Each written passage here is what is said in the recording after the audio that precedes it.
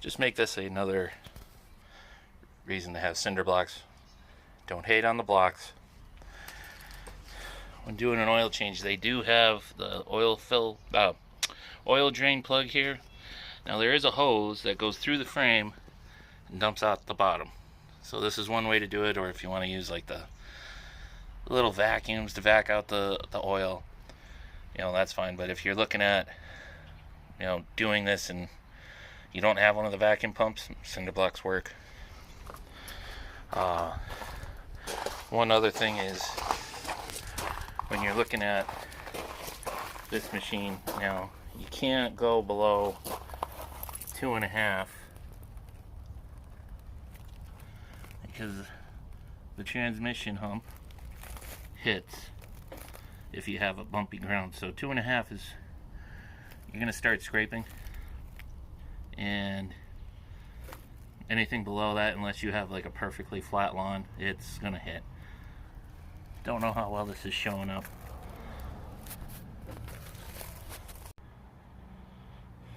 Okay, so we're gonna do a review of the Scag 30-inch mower, the Scag Finish Cut 30 or SFC 30, and just to show, 110-hour review.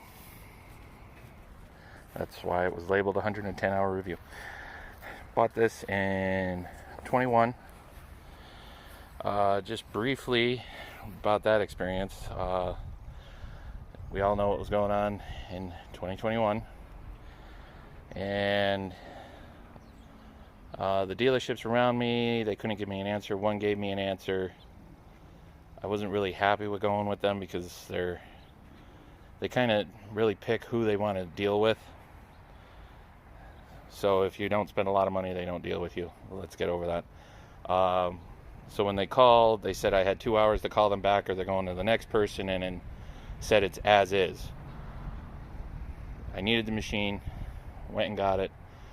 They didn't start it for me when I was there. So then when I went to start it, and ever since then, it's been hard to start. Nobody can give me a definite answer, and I can't let it sit for 3 months waiting. And then when it's the winter, well, it gets pushed aside because we're doing snow blowers, and it's like, well, okay, this is great. Nobody wants to deal with service on this. So anyways, that's the Kohler engine.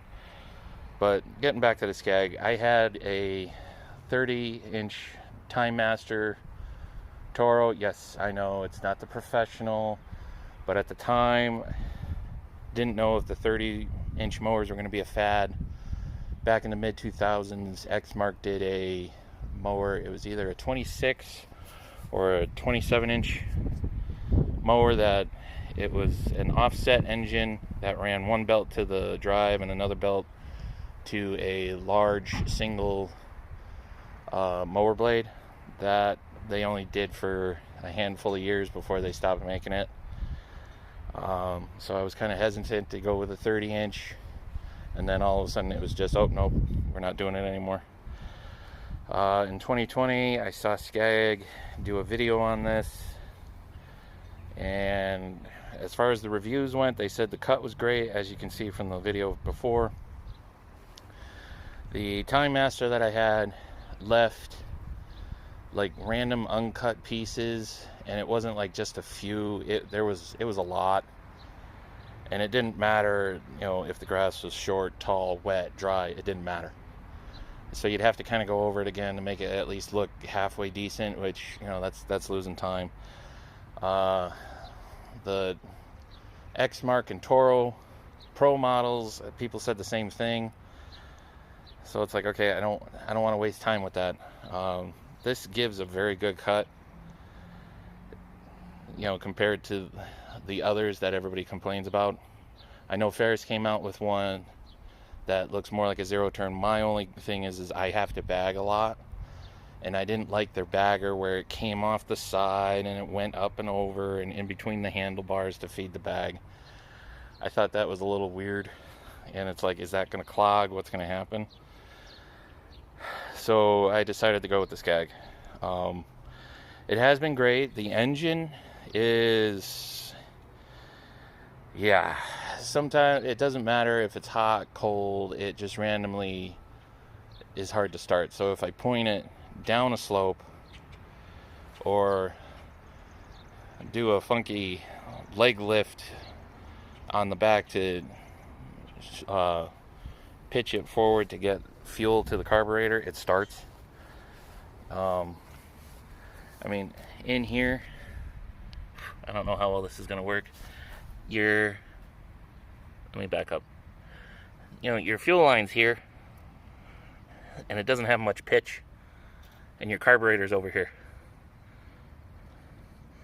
So you don't have much pitch. I don't know if that's a problem.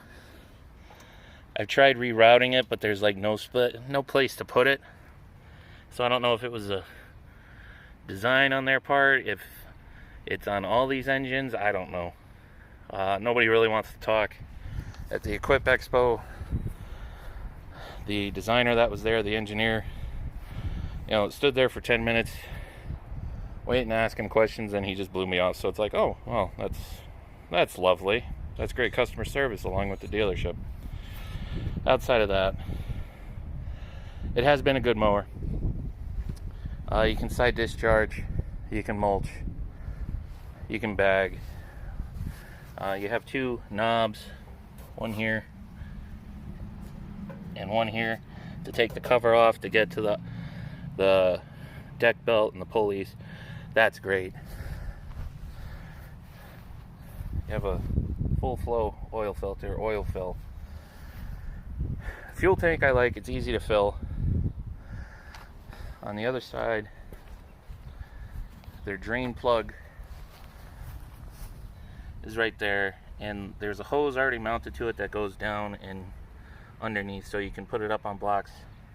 I'll show you that in a quick video soon about that. You can adjust it by a 1/4 inch. The yards I do are very lumpy, so I can't go below 2.5, and even at 2.5 I'm scraping these little wings on the back of the mower deck and the transmission lower housing. And again, I know the engine and transmission are the same if you go with Toro, X-Mark, or this one. Again, I guess that's what the wheels are for. And not to diss the engineer that was at the show giving me the cold shoulder, but they could have been like, look, use these size tires and mount it how it needs to be and get it out and get it going, stuff like that. I'm not saying it happened, but it could happen. I've seen it happen like that sometimes, that it's like that's what they had to work with from somebody else telling them. If they went with a slightly bigger tire, it would roll over roots better. Or if you're in a small hole, I'm not mowing golf courses. I'm mowing, regular yards, so they're lumpy. A slightly bigger tire in the rear wouldn't have been bad, or if they had the engine sit higher so that you could mount the transmission differently so that you had better clearance, that would have helped out too. But I don't know who's really using it at 1.5 inches or 2 inches, anything like that. So that's up to debate if you want to talk about it. The single lever to change the height, I like that instead of going to each wheel. Or the Time Master had 2 levers, one for the front, one for the rear. It was okay, but this is just easy to do it all at once. And I do use the parking brake for that. I know some reviews are like, oh, you don't need a parking brake. I'm in the Northeast. If you have a flat yard, that's very rare. Most of the time you're on some kind of slope and you just flip the lever. I know it only locks one wheel, but it's enough to hold it on a hill, not have to put it one way, it starts to roll or chase it or anything like that. Up to the controls,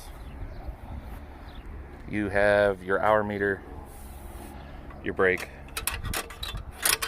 throttle.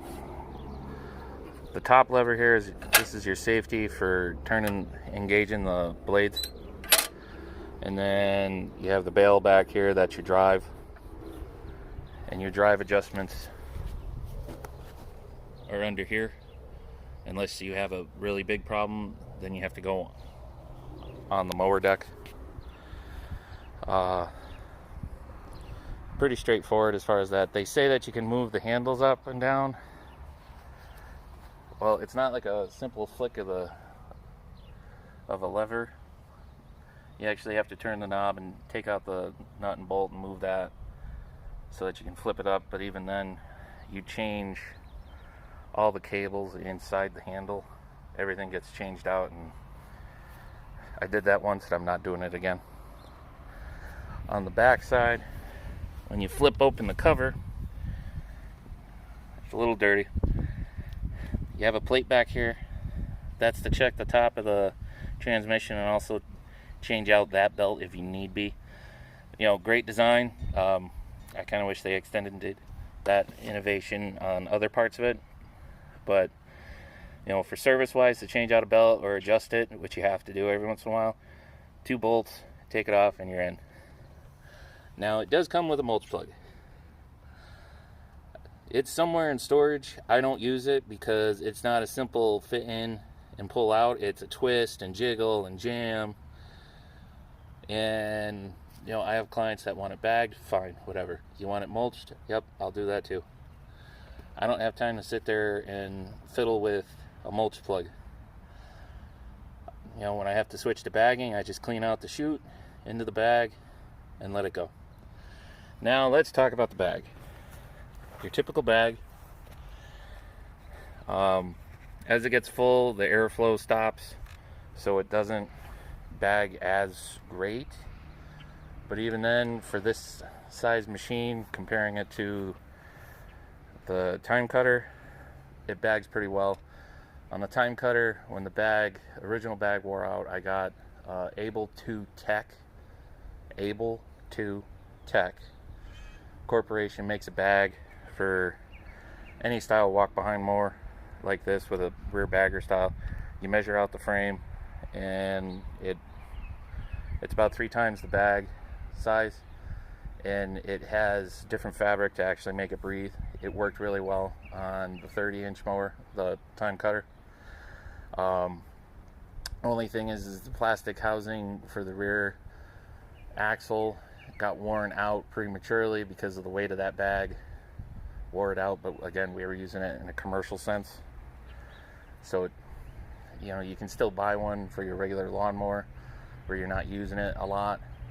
For us, we were using it a lot. So premature failure because of heavy use. So Able to Tech Corporation, they have big bags. They're like, I think they're up to a V5 style now. I had the V2, which is great, but it doesn't fit on this bag. So when this bag wears out, I'm gonna measure and order a new bag. I can always do a video whenever that happens.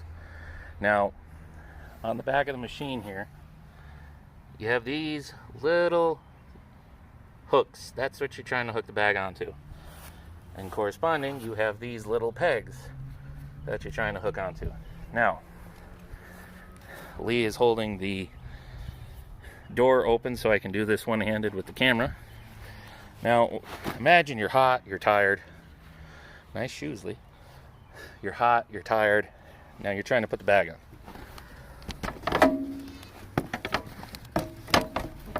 This is no exaggeration here. Oh, I'm on. Good. Keep the door closed. There you go. Now, I know that you're in there good. Sorry about the camera angle. This flap will stay tight. If it's not, it'll be open a little bit. That's how you know. That was no exaggeration putting the bag on there. And it's even worse when you're hot and you're trying to get done. You're trying to beat the rain. And it's just not lining up. They could have made them a little bit bigger so that, you know, you had a wider mouth to get clicked in, and then you push it down to lock it in. Why they didn't do that, I don't know. But flip side, you have a nice cover to get to the deck belt, and you have a nice easy access at the back to get to the top of the transmission. Could you have made the bag a little bit easier to put on? Anyways, these are just my thoughts. It is heavy. Now, you can get the swivel wheel kit or order it with swivel wheels on the front. Again, we do slopes with this. and it gets a little squirrely. Just trying to, the little bit that you have like to demo it on. You know, for some people you might want it. Other people, you know, for us with the slopes, it's going to be too much of a handle. I don't want somebody, you know, getting hurt because it went one way and that's it. And you know, let's not get into that. But we're going to stick with the fixed front wheels for now. All in all, is it a good decision to buy? For me, yes. If Ferris had like some kind of better bag system for theirs, I would have probably looked at theirs more. And yeah, that has swivel wheels on it, but the handles and you know, bigger rear tires, they kind of work. I mean, I don't know why they didn't use on this model some kind of semi-air tire like the Ferris. But again, if you know, depending on the design team and anyone above them saying, look, use this and get this out on the show floor, then maybe that's what happened. Who knows? Is it pricey? Yeah, for a homeowner, if you're looking for something that is probably going to last a long time, that maybe the engine's going to go out before the deck goes out or the drive goes out, not a bad machine. Nothing against the time cutter. It was good to kind of break into and see, is this series of 30-inch mowers going to hang around, or is it kind of a fad? Upgraded to this. The cutting is better. The bagging is better. Putting a bigger bagger on it would be nice. I mean, it's kind of up to you. You've seen how it cut. I like it. Customers like it. We mow dog runs, little courtyard areas that I don't know why people still make these little tiny gates that even this machine can barely fit through. I know it looks cute and all, but man, it's a real pain. But nothing you can do, right? So would I buy it again? Yes. Obviously not from that same dealer. Maybe at some point I can find somebody that'll actually, you know, be able to figure it out. It has compression. In the spring, when I have to start it the first time after getting out of storage, I give it a little puff of ether and it turns over like it should. No struggle, no choke. So I don't know what it is. And when I have the air cleaner off and I put my hand over it, it has, you can feel the suction to draw in the gas. So I don't know what the issue is. It might be just how the fuel line is running, where it's just not a good enough pitch to have good flow. You know, I don't know. I just point it downhill, or like I said, give it a couple of weird leg lifts in the back to shake fuel towards the front, and then it turns over. I don't know. If somebody has an answer and could, you know, get this thing working like it should, give me a shout out. I'd love to know. You know, hopefully this helps. Yeah, I didn't show the underside. It's the typical underside. There's not a lot of things underneath to get debris hung up on. I know there's a couple of aftermarket mower blades. I talked about this too. I run the Ripper, I think it's Ripper, whatever the toothed gator blade is, from Ballard. And it improves the cut a little bit, but the bagging performance is a heck of a lot better.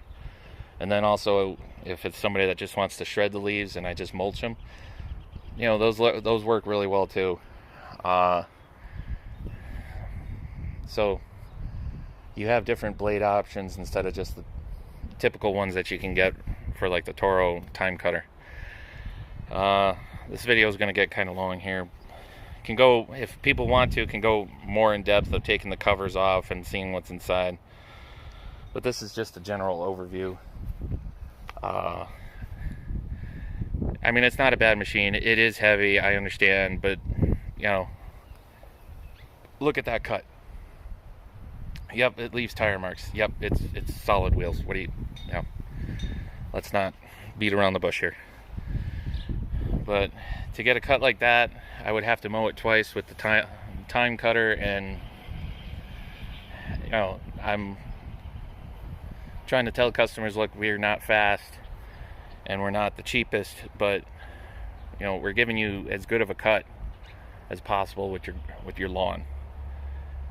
You know, so I have to have the equipment to sell them on that. If it looks like a golf course or a really expensive high-end neighborhood, you know, I want to go quality over quantity, and this mower kind of delivers it. Does the engine bog down in tall wet grass? Yeah, it's a single cylinder, low horsepower engine. It is what it is. They're all in the same, you know, this is the same engine on the Toros with the commercials. If you need something with a lot more horsepower, you know, bump up to a walk behind. I know they still make them in 32-inch commercial walk behinds, which is slightly above this, you know, and it is more money, but if you need more horsepower, you know, that's your other option. Or they make small stand-on machines, but I don't know about, you'd have to check on the baggers for that. And then and also you can get a zero turn, a narrow zero turn.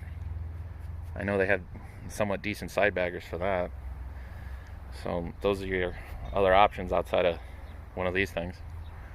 So I would buy it again.